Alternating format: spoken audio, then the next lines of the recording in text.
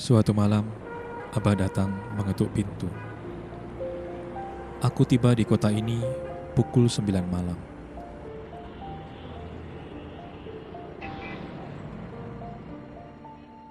Aku masuk penginapan dengan kondisi badan cukup letih setelah dihajar perjalanan darat yang panjang.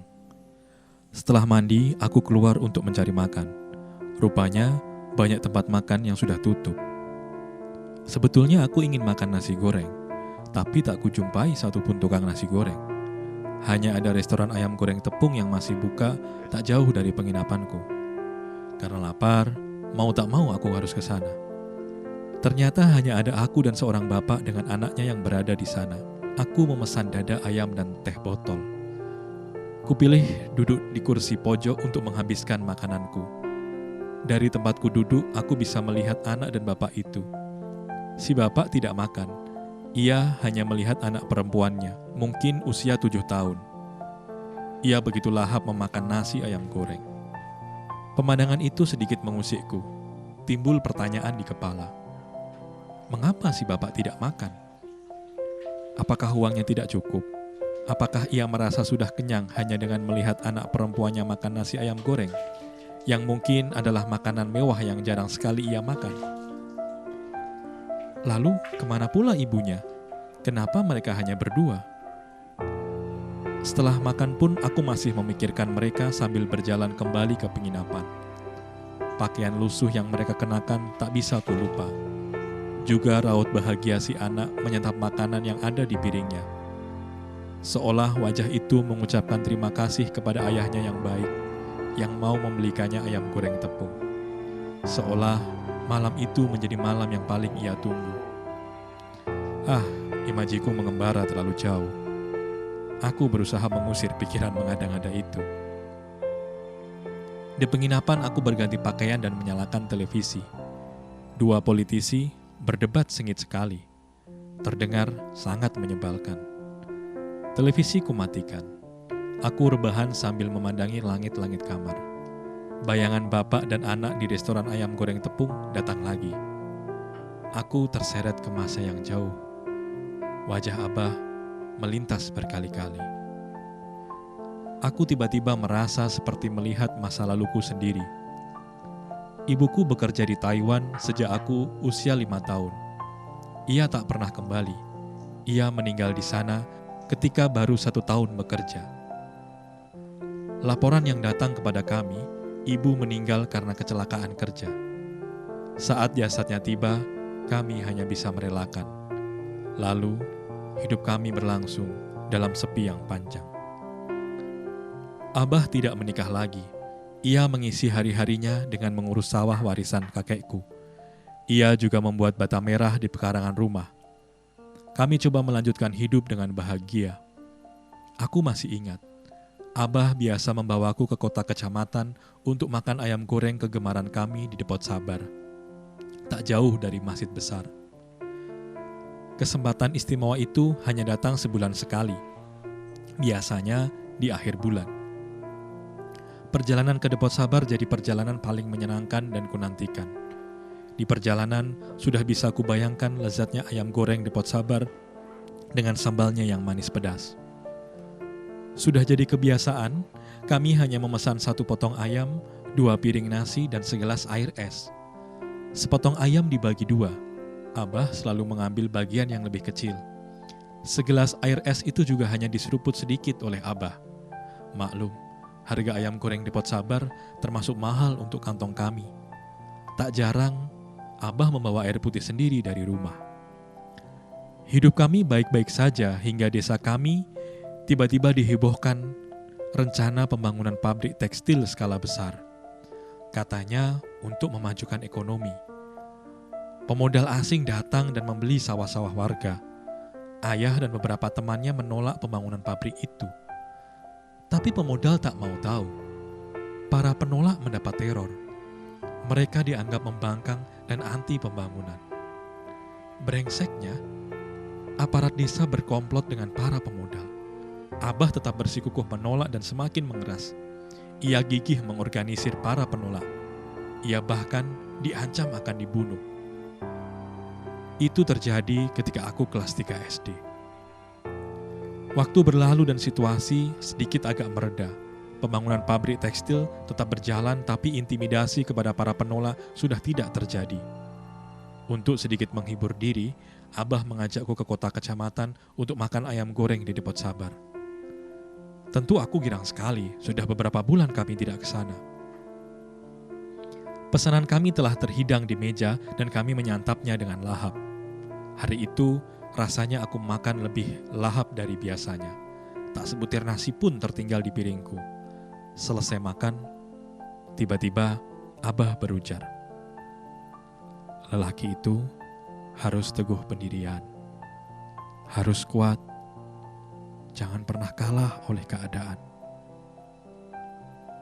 Aku yang saat itu tak paham apa yang dikatakan Abah hanya bisa mengangguk-angguk saja.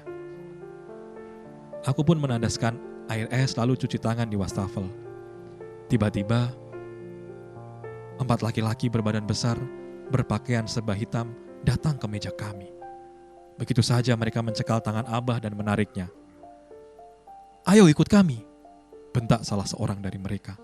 "Ada apa ini?" Abah berteriak dan coba melawan. Tapi mereka berempat lebih kuat. Abah ditarik, diikat tangannya, disumpal mulutnya, dan dimasukkan ke dalam mobil. Secepat kilat mobil melaju meninggalkan Depot Sabar. Tak ada yang bisa dilakukan anak kelas 3 SD sepertiku selain menangis, meraung-raung sambil berteriak memanggil Abah. Beberapa orang di Depot Sabar terbengong dan tak berbuat apa-apa melihat peristiwa itu. Tak lama setelahnya, pemilik Depot Sabar mengantarku pulang. Di sepanjang perjalanan, aku tak henti menangis. Karena tak mungkin hidup sendiri di desa, seorang kerabat jauh mengantarku ke Jakarta, sehari setelah kejadian itu. Di Jakarta, aku diasuh pamanku. Belakangan, aku baru tahu bahwa pada akhirnya sawah dan rumah Abah dijual murah. Uangnya konon untuk membiayai sekolahku.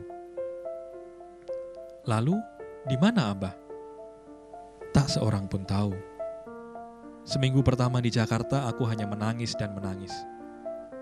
Dulu, ibuku kerja di luar negeri dan tak kembali.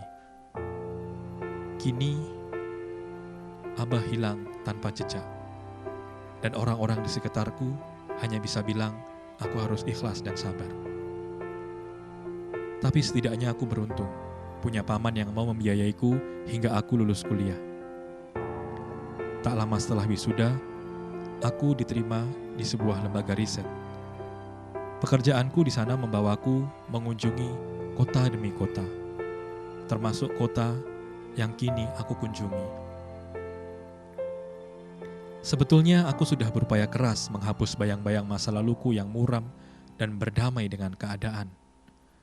Aku tahu aku berhasil melaluinya selama bertahun-tahun. Aku tidak pernah membiarkan diriku tumbang. Namun, tiba-tiba, di penginapan yang sunyi ini, aku dilanda kesedihan yang tak tertanggungkan. Seorang anak dan bapak di restoran ayam goreng tepung itu mengingatkanku pada masa-masa aku dan Abah menikmati ayam goreng di Depot Sabar. Depot yang kubenci, karena di sana abahku diculik dan hilang hingga kini. Harus kuakui, ketika SD aku adalah anak yang cengeng. Aku tak tahu kenapa. Bisa jadi karena aku sudah ditinggal ibuku sejak umur 6 tahun. Atau karena hal lain. Entahlah. Tapi, ketika aku masuk SMP, aku berjanji pada diriku sendiri bahwa laki-laki tak boleh menangis. Harus teguh pendirian, harus kuat. Seperti pesan Abah.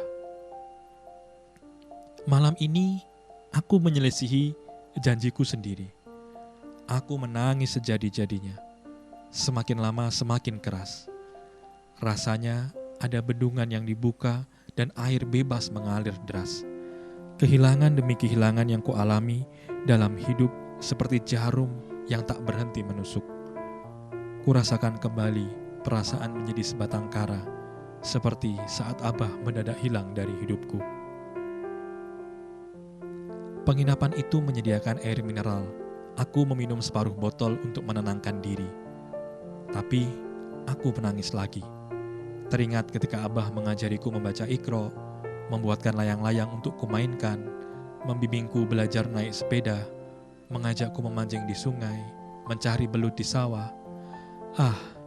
Masa lalu telah menjadi hantu. Aku tak tahu berapa lama aku menangis, karena terlalu capek aku ketiduran dan terbangun pukul 3. Aku cuci muka di wastafel, lalu duduk di kursi. Kurapal doa untuk kedua orang tua yang hari ini entah berada di mana. Yang kalaupun sudah meninggal, tak ku ketahui pusaranya. Tubuhku terasa dingin, tapi dadaku hangat. Tiba-tiba aku dengar pintu kamar diketuk. Aku terhenyak, ada sedikit ragu dan takut. Siapa mengetuk pintu pukul 3 pagi? Akhirnya, pintu kubuka. Abah? Sosok itu mendekat, memelukku sebentar, lalu menghilang. Aku menutup pintu, lalu kembali menangis.